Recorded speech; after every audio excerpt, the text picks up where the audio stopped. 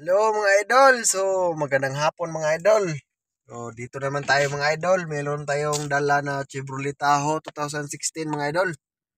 So, iba naman to. Iba naman to yung una, yung kulay maroon. Ito mga idol, parang kulay puti yan. Yan. Yan mga idol, yan yung kulay niya. Oh. So, iba to mga idol, 2016 model rin. Okay? So, ayun mga idol. Ah, meron itong pass computer. Ayan. So, ipapakita ko yan ito mamaya. So, kunting ano muna tayo. So, ngayon mga idol, test drive ko to. Kasi nakakontrata to. Repair ng TCM.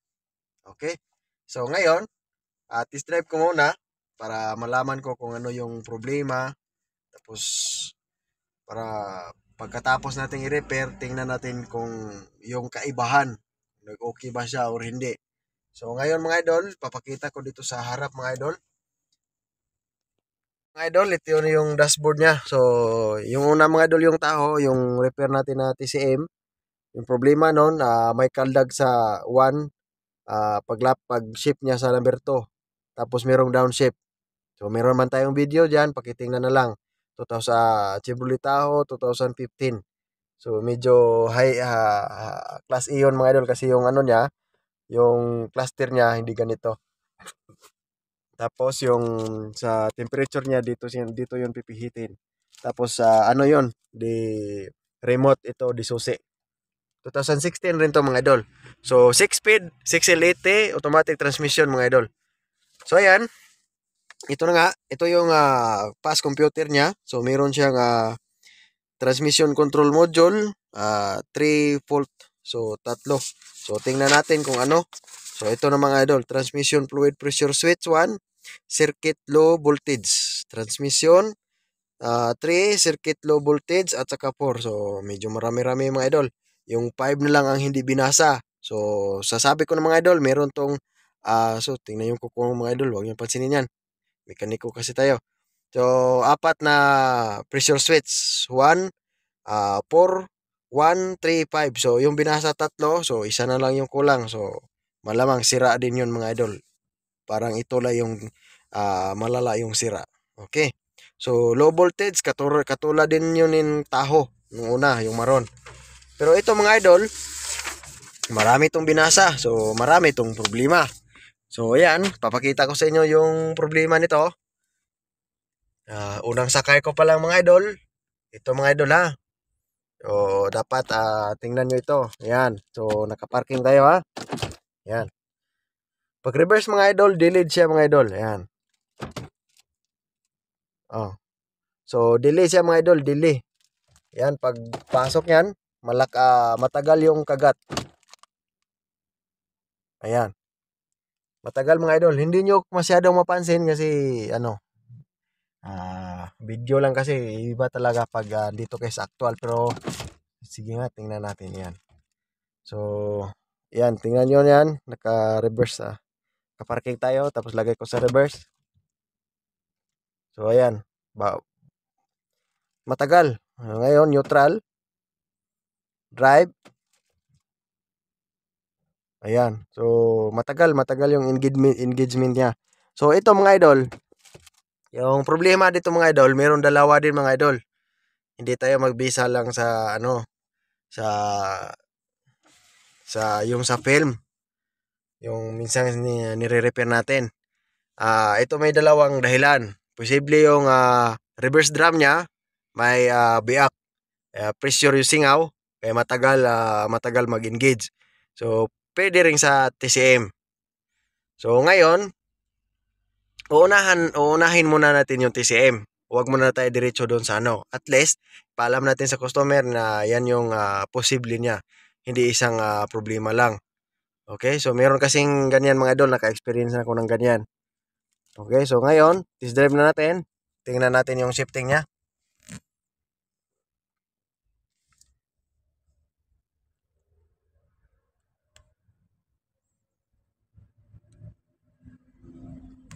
Ayan. So, may kaldag sa number 2.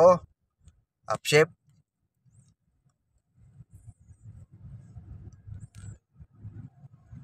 Sa number 3, konti.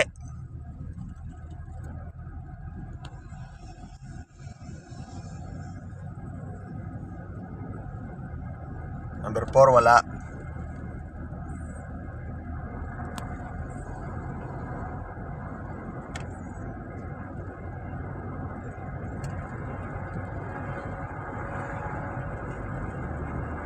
Number 5 wala.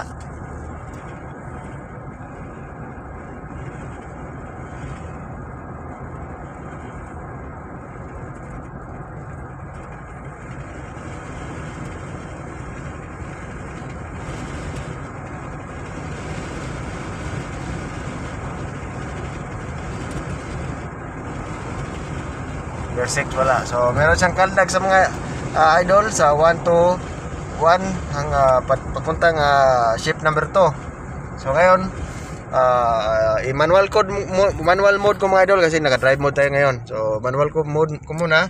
So post ko muna yung video kasi mahirap mag-operate dito. Tapos nakahawak sa cellphone.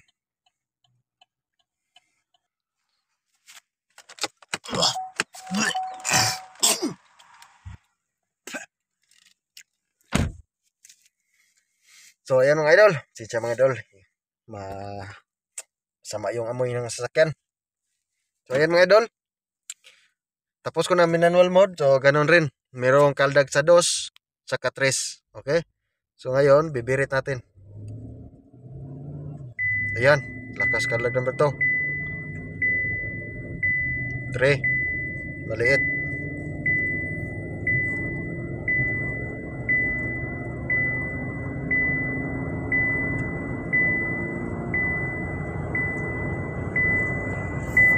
4, okay.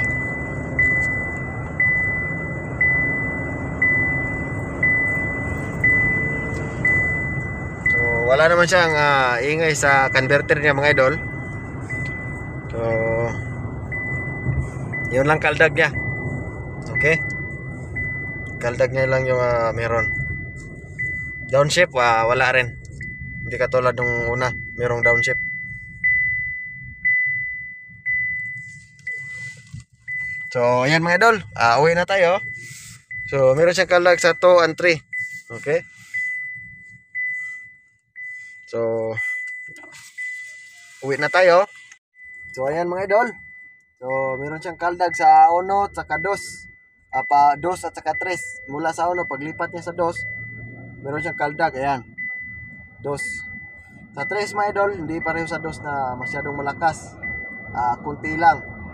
So ngayon, i-repair natin tong TCM. So yung pag-repair ito mga idol, katulad din yung taho. So kung gusto nyo malaman yung mga idol kung paano to i-check, yung solenoid nya at saka yung TCM, so meron tayong video dyan kung paano siya i-check. Pwede rin i-include ko na dito para makita nyo. Hindi kayo magano. Pero kung gusto nyo step by step, meron ako dyan video na separate. Meron dyan kung paano siya i-check yung solenoid at saka yung standard resistance. At sa pag-repair mga idol, pasensya na mga idol, medyo confident kasi redline dito sa dito sa trabahoan ko mga idol. Ito ba yun? Okay. So ayan mga idol, daanan ko muna yung kasamahan ko. Saan na ba yun? Sige mga idol, sundan nyo lang video mga idol hanggang matapos para makita nyo kung paano siya i-repair at kung mag-okay ba.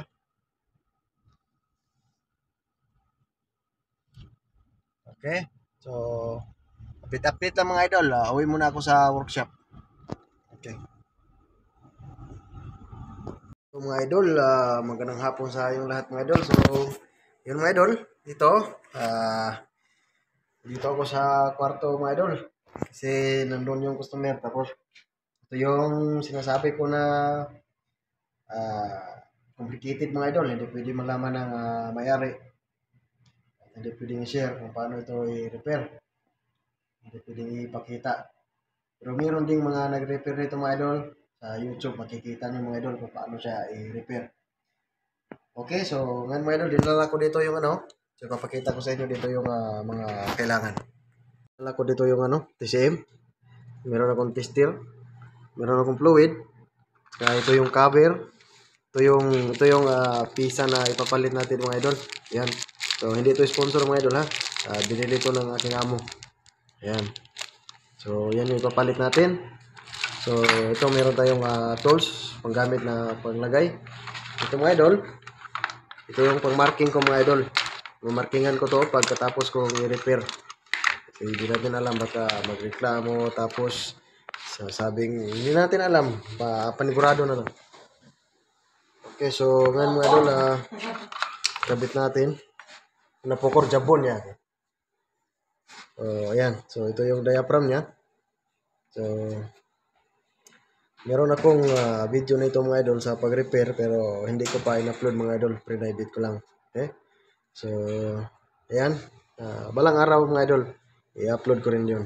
So, ngayon mga idol, simulan ko to i-repair. So, ngayon mga idol, kung gusto nyo makita yung paano yung pag-check, so, pwede ko ipakita mga idol. Paano ba to? Wala tayong patungan mga idol. Ito. Ayan. Ay. So, papakita ko sa inyo kung paano mag-check ng ano. Idol, nagawan rin natin ng paraan. Yan, naka-pisto na yung camera natin. So, ngayon mga idol, set natin itong tester natin dito sa ohms. Yan, kung makikita nyo, sa ohms. So, automatic ito mga idol, digital mga idol. Okay, so, yan. Tapos ito, lapit natin para makita ninyo yung ano, reading. Yan. So, ngayon mga idol, yung titistingin natin mga idol, itong solenoid. Yan. So, itong mga solenoid na 8 mga idol, itong sa sinasabi ko dati mga idol, ito yung tatlo, pressure solenoid ito mga idol. Tapos itong tatlo, pressure solenoid. Tapos itong isa maliit, shift solenoid. Isang maliit, shift solenoid. Okay? So, hindi makita pang ilaw. Konti. Yan. So, ayan, medyo liwanag-liwanag konti. Yan, mga idol. So, yan, simulan natin pag-check. So, itong solenoid. Yan. So, tingnan nyo yung ano mga idol, reading niya. So, 5.3 ohms siya mga idol. 5.3. Okay, so, itong pangalawa. So, 5.3. Ayan, 5.2. So, 5.0. Ayan. So, ito. 5.3, 5.2. Ayan. 5.1. So, itong pressure solenoid din. Ayan. So, siglit. So, ayan mga idol. Ito. Tapos na ba to?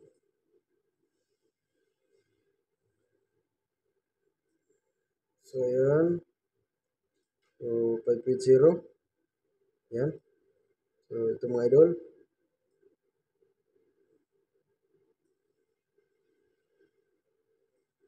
5.0. Ito.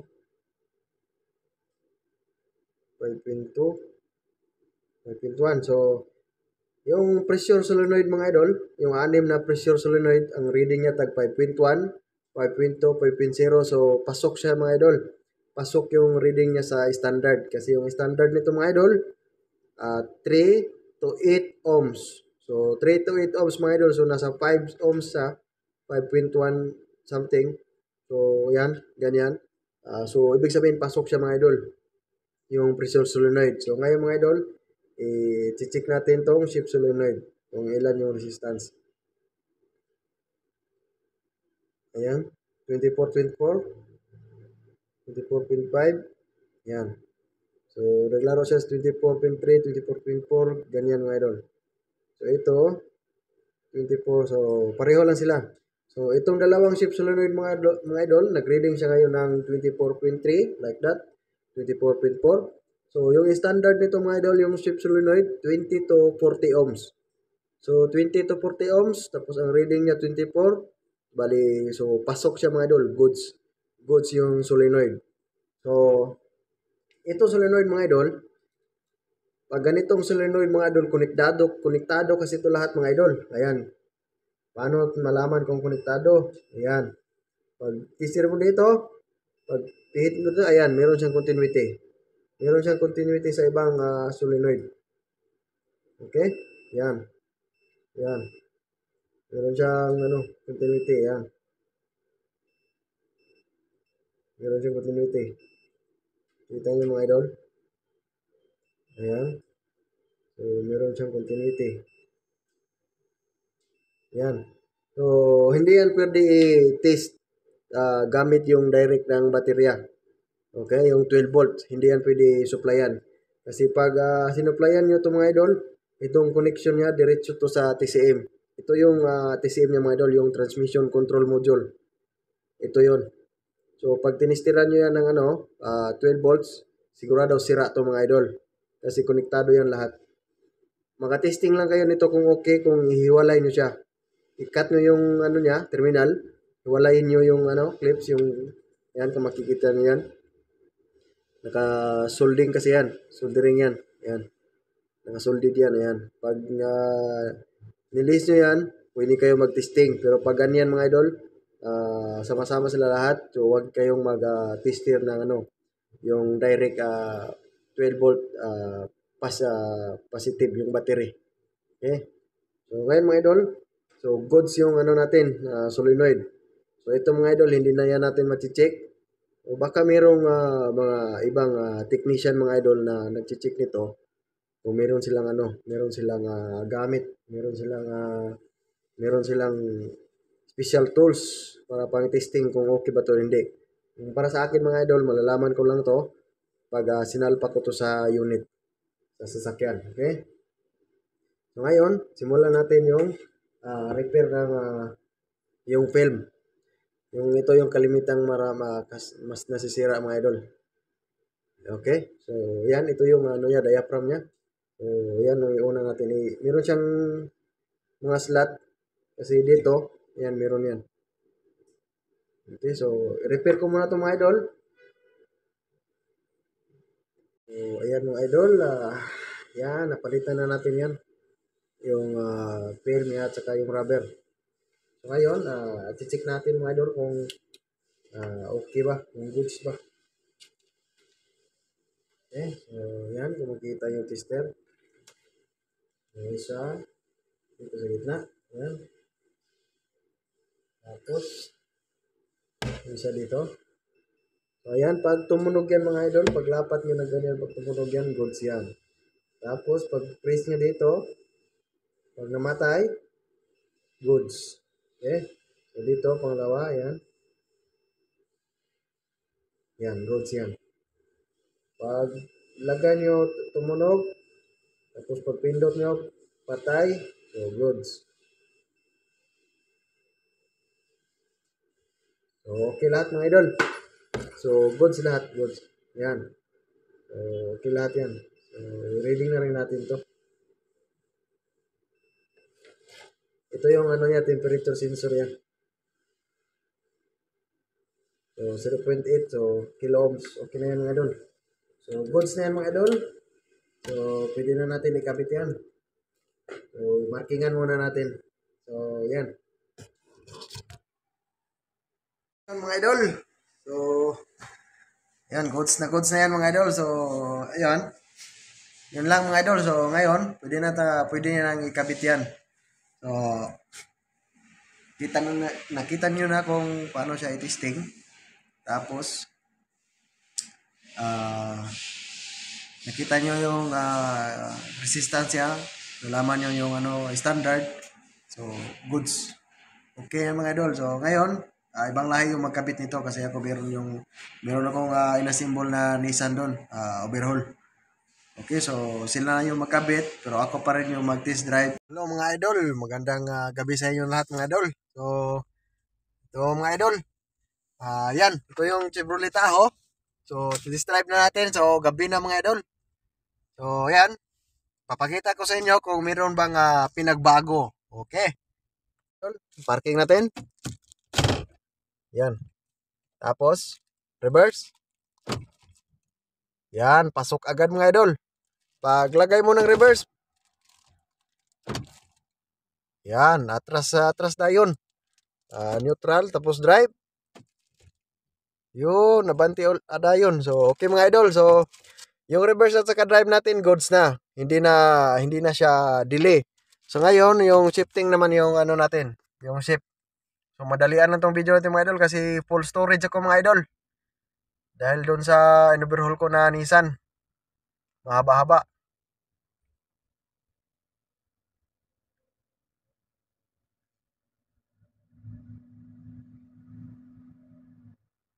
So, ayan mga idol, wala na siyang kaldag sa second shift. So, third shift naman. Antayan natin.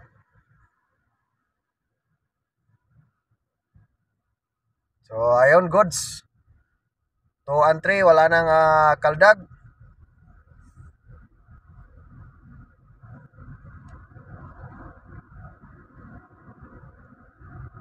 So, number 4, okay. Walang anomalya.